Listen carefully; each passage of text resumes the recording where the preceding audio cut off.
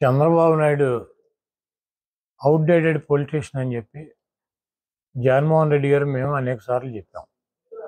నిన్న చంద్రబాబు నాయుడు పీకేతో సమావేశం అయిందని చెప్పి ప్రశాంత్ కిషోర్ వచ్చాడు. భూమి బద్దలైపోద్ది. ప్రశాంత్ కిషోర్ చంద్రబాబు కలిశారు. 3 గంటలు రూమ్లో కూర్చున్నారు ఇద్దరు.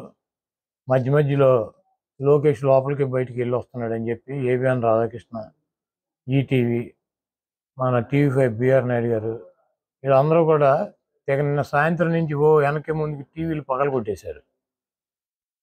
ప్రశాంత్ కిషోర్ అనేవాడిని 2014లో మేము వాడేసాం. బుర్రలో గుజ్జంతా కూడా అయిపోయింది. చంద్రబాబు లాగా ఒట్టిపోయిన గీతలాగా ఆయన్ని తీసుకెళ్ళి మళ్ళీ ఇప్పుడు ప్రశాంత్ కిషోర్ని తీసుకెళ్ళి పెట్టుకుని వ్యూహకర్త అంటాడు. మేము వ్యూహకర్తగా పెట్టుకున్నప్పుడేమో ఆడేవాడు బీహార్ నుంచి వచ్చాడు తమ్ముళ్ళు మన ఏం పీకుతాడు, మనకన్నా గొప్ప వాళ్ళు ఎవడని ఈ ప్రపంచంలో ఉన్నారో తమ్ముళ్ళు అని చెప్పి ప్రశాంత్ కిషోర్ గురించి మాట్లాడాడు.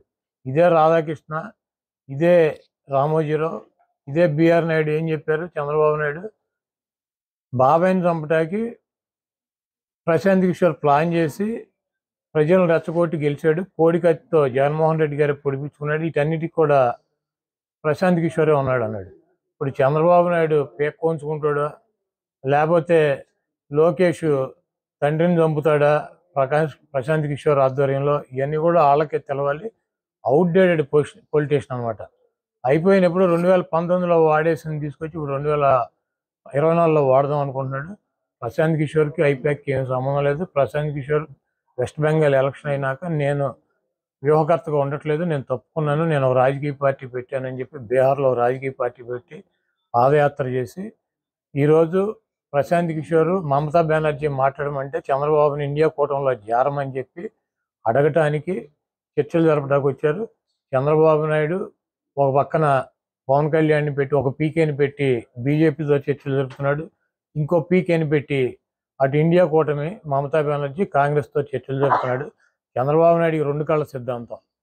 ఎవడు అధికారంలోకి వస్తాడు చంద్రబాబుకి అర్థం కావట్లా.